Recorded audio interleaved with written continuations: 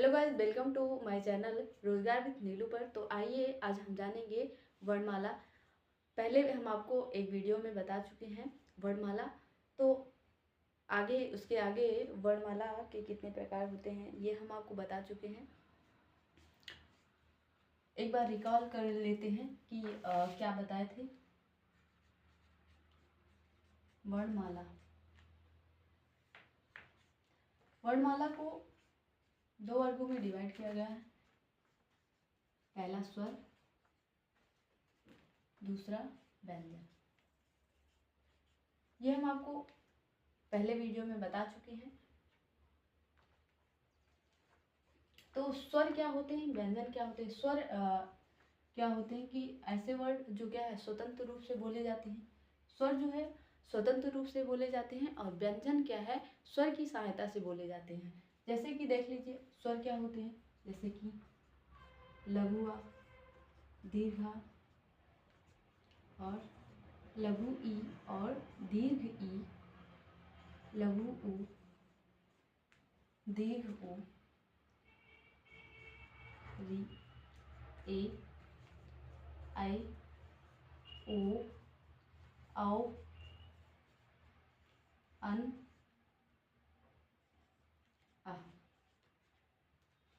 ये क्या है स्वतंत्र रूप से बोले जाते हैं, जिसका उच्चारण क्या होता है स्वतंत्र रूप से होता है। और व्यंजन क्या होता है स्वर की सहायता से बोले जाते हैं। जैसे कि का है, का ये क्या है इसमें स्वर की सहायता से। जैसे कि का है इसमें हलंत लग जाता है आधा का, प्लस छोटा आ। लास्ट में क्या मतलब उच्चारण करने पर लास्ट में क्या है आ निकलता है। तो का प्लस आ मिलकर के बनते हैं क्या का। इसीलिए जितने भी व्यंजन हैं वो स्वर की सहायता से बोले जाते हैं। और स्वर जो है ये स्वतंत्र रूप से बोले जाते हैं, ये किसी की सहायता से नहीं बोले जाते, ये स्वतंत्र है। ठीक है।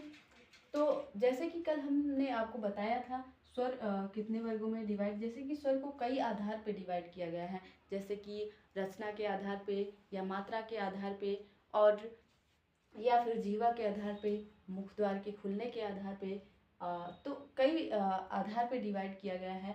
तो कल हमने बताया था मात्रा के आधार पे, मात्रा के आधार पे बताया था। तो अब हम आपको बताने वाले हैं जीवा के आधार पे। जीवा के आधार पे मतलब जीभ के आधार पे कि जीभ के कौन से हिस्सा प्रयोग में आते हैं स्वर के उच्चारण करने पर। क्या है जीभ के आधार पे, जीवा के आधार।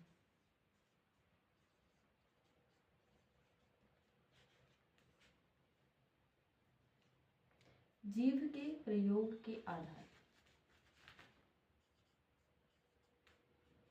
प्रयोग के आधार पर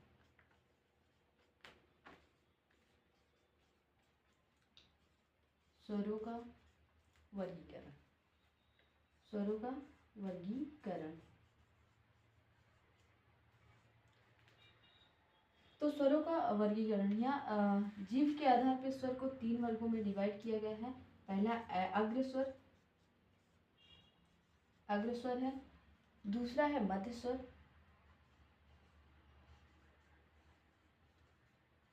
मध्य स्वर। तीसरा है पश्च स्वर, पश्च स्वर। तो अब हम जानेंगे अग्रस्वर क्या होते हैं। तो इसे हम इरेज करते हैं।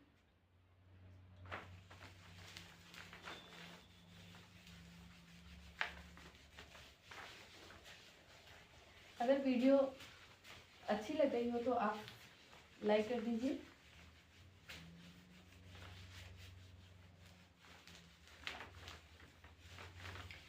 चलिए अब हम आपको बताते हैं अग्रस्वर क्या होते हैं। क्या है अग्रस्वर।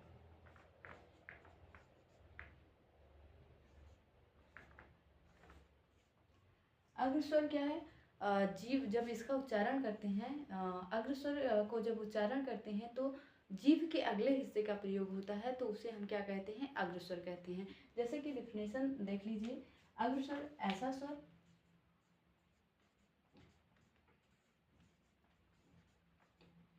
ऐसा स्वर जिसका उच्चारण करने पर,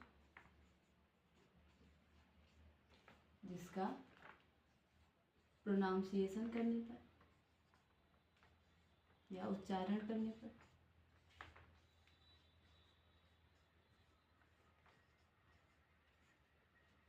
जीभ के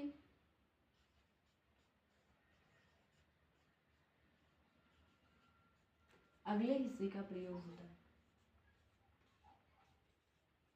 या आगे वाले भाग का प्रयोग होता है।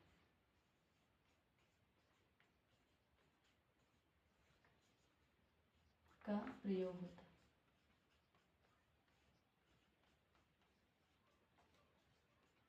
होता है उसे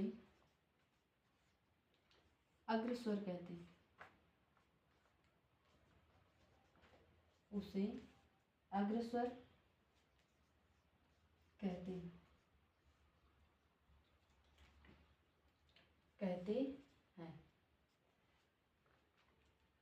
जैसे कि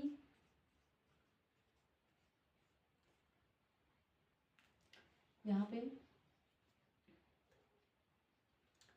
छोटी ई, बड़ी ई, ए और आई, इसका उच्चारण करने पर जो है जीभ के अगले हिस्से का प्रयोग होता है तो इसे हम क्या कहते हैं, अग्रस्वर कहते हैं। क्या कहते हैं, अग्रस्वर। अब हम जानेंगे मध्य स्वर। क्या है मध्य स्वर? मध्य स्वर क्या होता है, ऐसा स्वर जिसका उच्चारण करने पर या प्रोनाउंसिएशन करने पर जीभ के मध्य हिस्से का प्रयोग होता है, उसे हम मध्य स्वर कहते हैं। तो आइए देखते हैं इसके डेफिनेशंस। ऐसा स्वर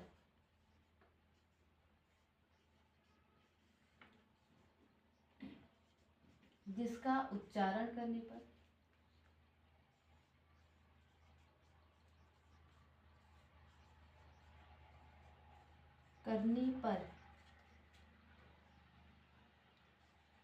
जीभ के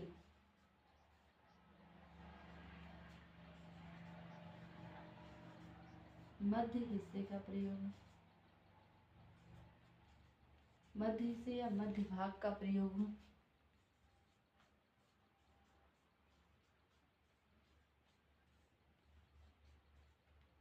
उसे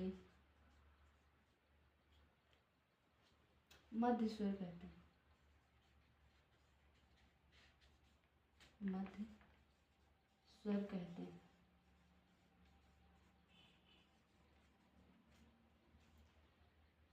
फॉर एग्जाम्पल देख लेते हैं इसका, इसको इरेज कर देते हैं क्योंकि नीचे आएगा नहीं, फिर आगे इसका एग्जाम्पल बताते हैं।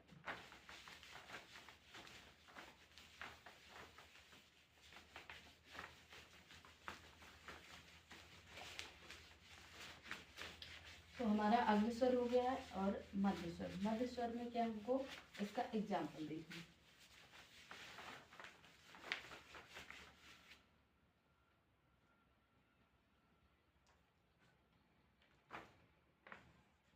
क्या है मध्य स्वर? मध्य स्वर का एग्जाम्पल क्या है, जैसे कि यहाँ पे जैसे यहाँ पे सिर्फ आ, ये क्या होता है, मध्य स्वर। जीभ के मध्य भाग का प्रयोग होता है इसका उच्चारण करने पर। इसको आप उच्चारण करके देख सकते हैं, जैसे कि आ बीच के अगले हिस्से का प्रयोग होता है। अब पश्च स्वर देख लेते हैं कि पश्च स्वर क्या होता है। पश्च स्वर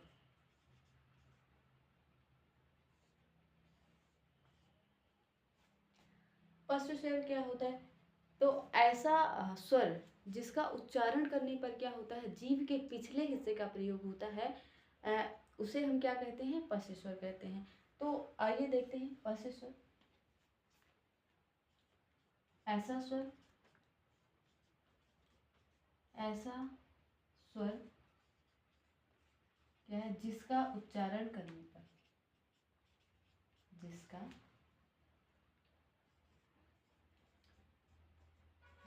उच्चारण करने पर या प्रोनाउंसिएशन करने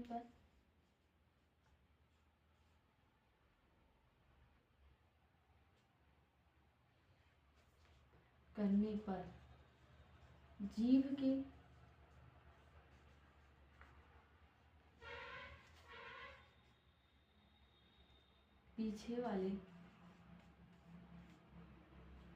पीछे हिस्से या पीछे वाले भाग, जीभ के पिछला हिस्सा, यहाँ पे ऐसे लिख सकते हैं, जीभ का पिछला हिस्सा का, जीभ का पिछला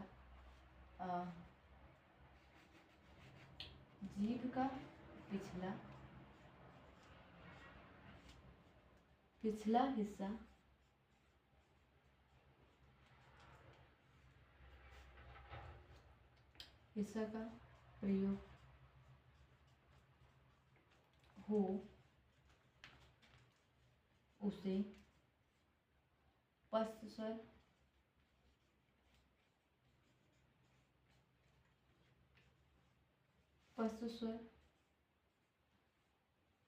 कहते हैं।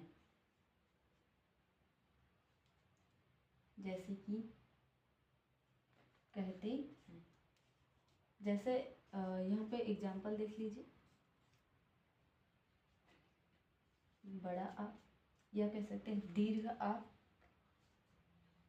दीर्घ आई से भी बोल सकते हैं, या गुरु आ, है ना, गुरु भी बोल सकते हैं। सपोज देन अब यहाँ पे क्या बचा?